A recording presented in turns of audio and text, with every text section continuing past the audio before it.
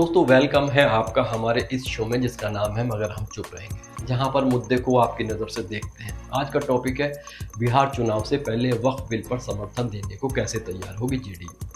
जी हाँ, नीतीश अंकल की पार्टी ने ऐसा यू टर्न लिया कि सियासी जीपीएस भी चक्कर खा गया। तो पहले समझते हैं कि ये वक्फ बिल है क्या भला। सरकार कहती है इससे गरीब मुसलमानों को फायदा होगा, पारदर्शिता आएगी, लेकिन विपक्ष चिल्ला रहा है ये तो धार्मिक आज़ादी पर डाका डालने की साजिश है। अब जेडीयू जो बिहार में मुस्लिम वोटों की थाली में चावल की तरह फैली है, वो अचानक इस बिल के लिए हाँ कह देती है।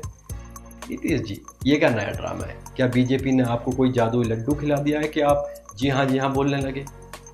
जेडीयू का तर्क सुनिए। उनका कहना है हमने 5 सुझाव दिए, सरकार ने मान लिए तो हमने समर्थन दे दिया। भाई वाह, क्या सौदेबाजी है। ये तो वही बात हुई कि बाजार में सब्जी वाले से बोला भैया आलू में मिर्ची मुफ्त डाल दो, और उसने डाल दी तो आपने पूरा ठेला ही खरीद लिया।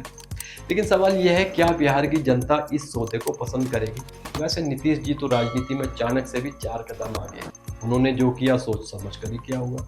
हो सकता है ये उनके रिटायरमेंट प्लान का हिस्सा हो।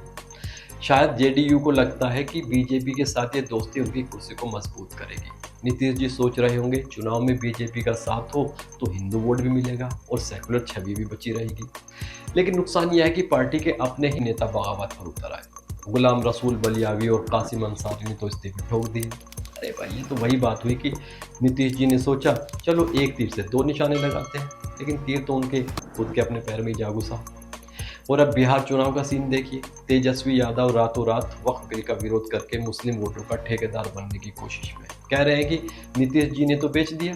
दूसरी तरफ बीजेपी सोच रही है अगर विपक्ष इसे मुद्दा बनाएगा तो हिंदू वोट हमारे खाते में। और नीतीश जी वो बीच में खड़े चुपचाप मुस्कुरा रहे हैं, जैसे कह रहे हो मैं तो बस सुझाव दे रहा था, बिल पास हो गया तो मेरी क्या गलती। अरे नीतीश जी, ये चुप्पी आपकी सियासी चाल है या मजबूरी, ये तो जनता ही समझेगी।